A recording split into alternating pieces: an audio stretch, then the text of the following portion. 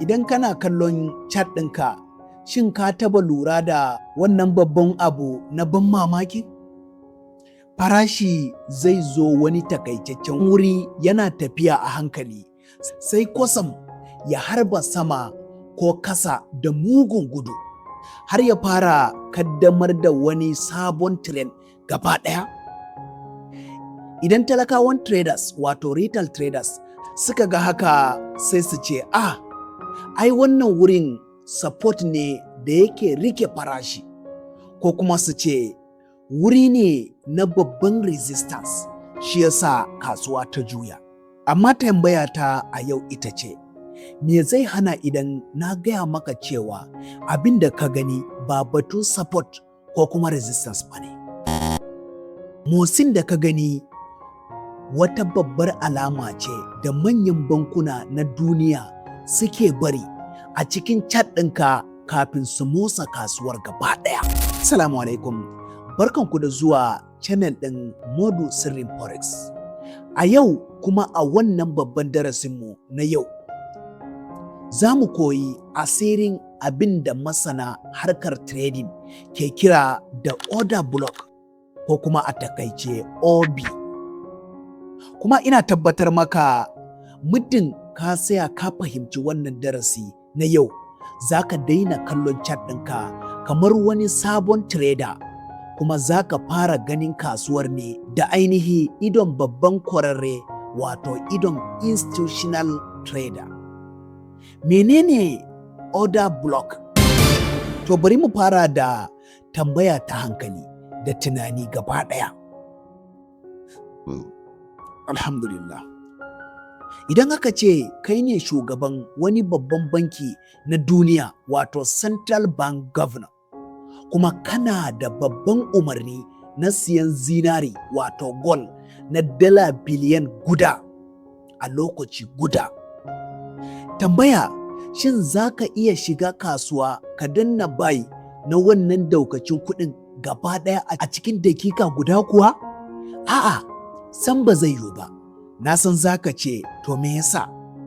Abin da yasa shine domin muddin in ka danna buy na dala biliyan ɗaya a lokaci guda, kuma a guri guda, za ka janyo farashin gold ya tashi sama da mugun gudu a gaban idonka, wanda hakan zai sa daukacin ragowar kudadenka su je su sayi zinari akan farashi mai tsada sosai, wato ka tafka asara da kanka kenan.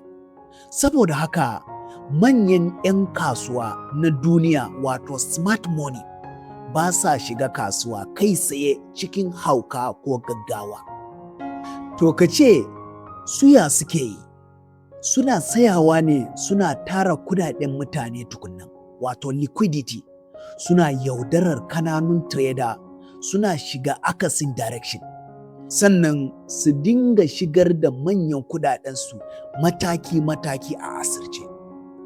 To a daidai lokacin da suka ciga manyan odar kudaden nasu gaba ɗaya, kasuwa za ta saki wani babban motsi na gudu wato displacement. Shi babban candle ɗin nan na ƙarshe gaba ɗaya da aka gina kafin wannan babbar motsin ya tashi, shi muke kira da order block wato OB. Me yasa order block yake da muhimmanci? Ga wata tambaya a nan, to shin me yasa order block yake da mugun muhimmanci a idon kwararru? Saboda order block yana nuna wa idonka daidai gurin da babban smart money ya shiga kasuwa gaba ɗaya ne. Ba wai inda retail trader suke zurfafawa a tunanin support da resistance ba ne, kuma yana nuna maka ne a fili inda asalin manyan kudaden kasashen duniya suka fara aiki. Shi yasa sau da yawa a cikin trading, idan farashi ya yi tafiya mai nisa, daga baya idan ya sake dawowa daidai wannan order block ɗin na baya, sai kaga farashi ya samu wani babban tsaro da juyawa guda ɗaya wadda ake kira da reaction. Wannan juyawar da ka gani ba wai coincidence ba ne ko wani sihiri na daban.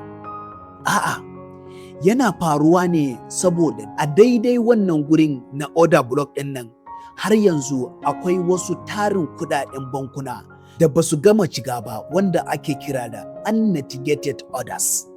Saboda haka bankuna suna dawo da farashi gurin ne don su karbe ragowar odar kudadensu sannan su saki babban trend ɗin nan gaba ɗaya kuma. Ta yaya ake samun order block? Bari mu tuna da darasinmu da ya gabata. Shin ka tuna lokacin da muka yi bayani akan break of structure? Mun fada a can cewa babban trend ɗin kasuwa ba zai taba nuna alamar ci gaba ko canji ba muddin kasuwa ba ta zo ta fasa ko ta karya babban mataki na market structure na baya ba. To, kafin ainihin wannan rugurguzawar ta break of structure ta faru a chart, akwai kandil guda ɗaya kacal na ƙarshe da aka gina kafin babban motsin gudun ya tashi. Wannan kandil ɗin shine order block. Bari mu kalli misalin daki-daki. Mu fara da bullish order block.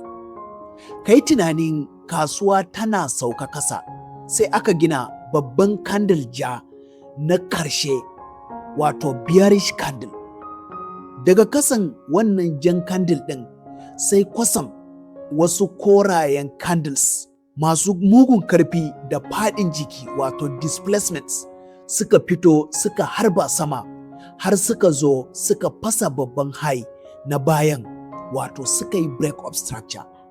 To daidai wannan jan candle ɗin nan na ƙarshe da aka gina kafin wannan babban guje-gujen saman shi muke kira da bullish order block. Idan farashi ya dawo kansa a gaba, damar ka ce ta yin buy. To mu zo bearish order block. Shi kuma akasin haka ne, kasuwa tana hawa sama sai aka gina babban candle kore na ƙarshe wato bullish candle. Daga kansa sai kwatsam farashi ya dage ya zubo kasa da jajayen candles masu kauri har suka fasa babban low na bayan wato suka yi break of structure. To a daidai wannan koren candle ɗin na ƙarshe da aka gina kafin wannan mummunar zubewar shi muke kira da bullish order block. Idan farashi ya dawo kansa to damar ka ce ta yin sell. Shin duk kasan dogon candle order block ce? Amma ba ku saurare ni da kyau.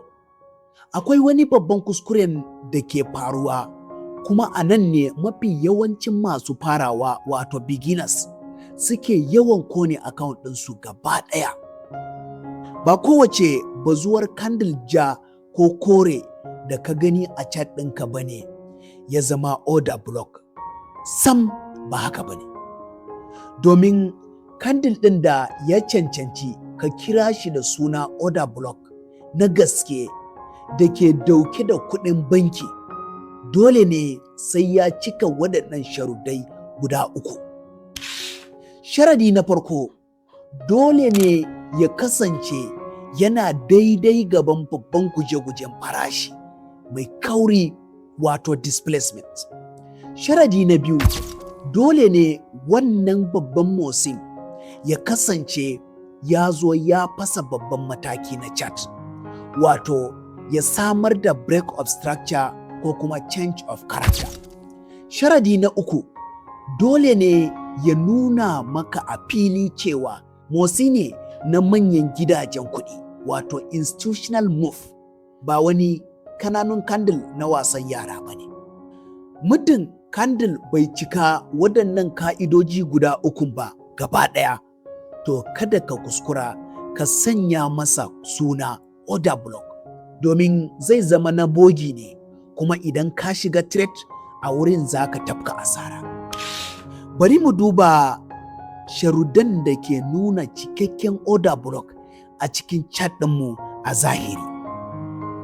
Tambayar anan ita ce, to ta yaya ainihi za ka gano shi order block ɗin cikin sauki a cikin chat ɗinka ba tare da wata wahala ba?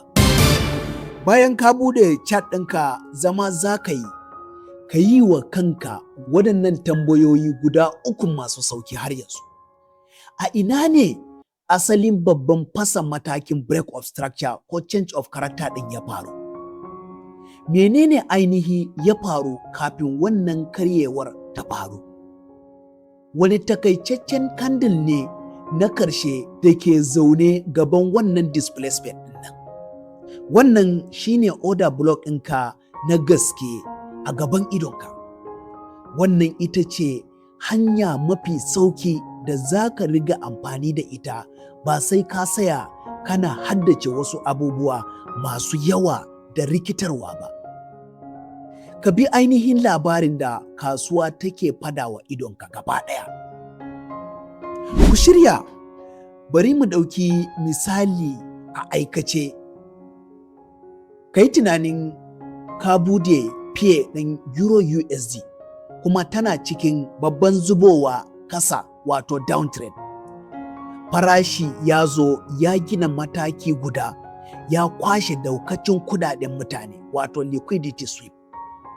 Daga nan kasan sai kwatsam wasu korayen candles masu mugun kauri da karfi suka fito, suka harba sama gaba ɗaya har suka fasa babban swing high na baya, wato sun samar da change of character ko kuma break of structure.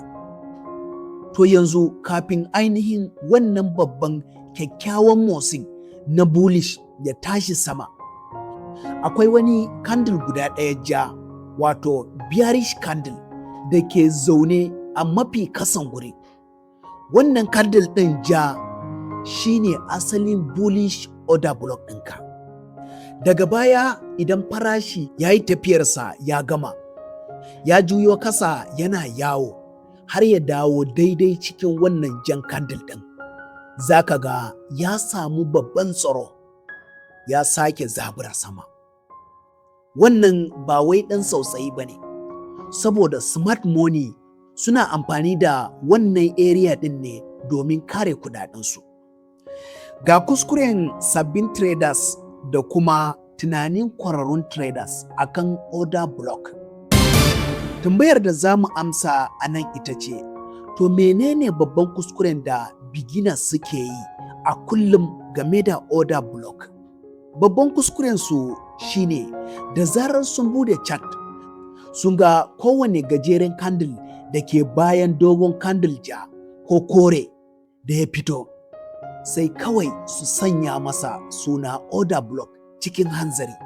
Wasu kuma ba su da hakurin jiran kasuwa ta tabbatar musu da komai.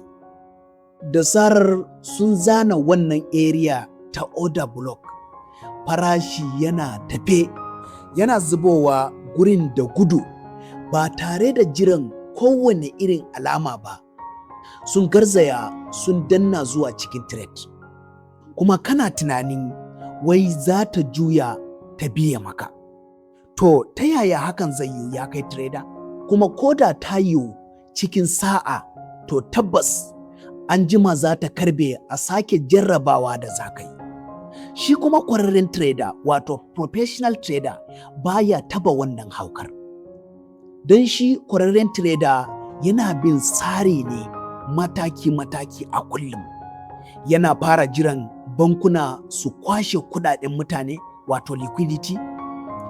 Yana jiran a samu fasa mataki na gaske wato break of structure ko change of character. Yana jiran farashi ya dawo kasa cikin natsuwa wato return ko kuma retracement. Sannan ma fa ya jira ya ga alamar tabbatarwa da karamin time frame wato confirmation. Sannan daga karshe baki ɗaya yake shiga trade ɗinsa cikin aminci. A yau babban darasinmu da muke so ka saka cikin zuciyarka shine order block ba wani sihiri bane, kuma ba wani asiri na sihiri bane a chat. Alama ce kawai a fili da ke nuna maka inda asalin manyan kudaden bankuna suke shiga kasuwa. Idan har ka koyi yadda za ka ɗauki waɗannan order block ɗin, ka hada shi da market structure, liquidity, break of structure da kuma change of character, dukkansu mun yi su a baya, to tabbas za ka fara karanta chart ɗinka ne kamar yadda daukacin manyan traders na duniya suke karantawa.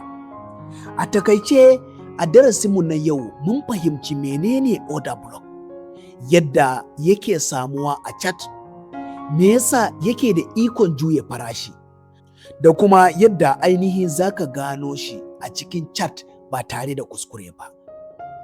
Amma fa da sauran kallo har yanzu, akwai wata babbar tambaya guda ɗaya mafi hatsari da ya rage a asirce. Shin order block da zaka zana a chart ɗinka yana da ikon yin aiki a kowane lokaci ne? Ko kuwa akwai wata tabbatacciyar dabaran sirri da zaka riga amfani da ita wajen tace mafi ingancin order block da ke da karfi ne sai ka bar ta boge? A darasinmu na gaba mai matukar zafi, za mu shiga cikin babban sirri na daban wanda zai riga tace maka mafi ingancin order block gaba ɗayansu. Za mu koyi babban jigo da ke kan mitigation block da kuma breaker block. Menene ainihin bambancinsu? Kuma yaushe ainihi ake amfani da su? Wannan darasi na gaba shine zai dauki daukacin abubuwa da muka koya tun daga market structure, break of structure, change of character, liquidity har zuwa order block, ya hada su guri guda, ya baka babban makami wanda zai sa ka gane dalilin da yasa wasu setup ɗinka suke yin aiki cikin nasara, yayin da wasu suke faduwa kasa kuma suke tafka asara. Kada ka manta ka yi like na wannan bidiyo, ka yi subscribe na wannan channel ɗin tamu ta musamman. Idan ka yi sabon trader ne da ke son gina kansa, sannan ka tura wa 'yan uwa da abokanan arziki da ke son koyon forex trading cikin harshen Hausa da kalmomi masu mugun saukin fahimta. Ni ne naku Modu, wannan shine channel ɗinmu ta Modu Sirrin Forex. Mu hadu a darasi na gaba akan breaker da mitigation block, insha Allah. A huta lafiya.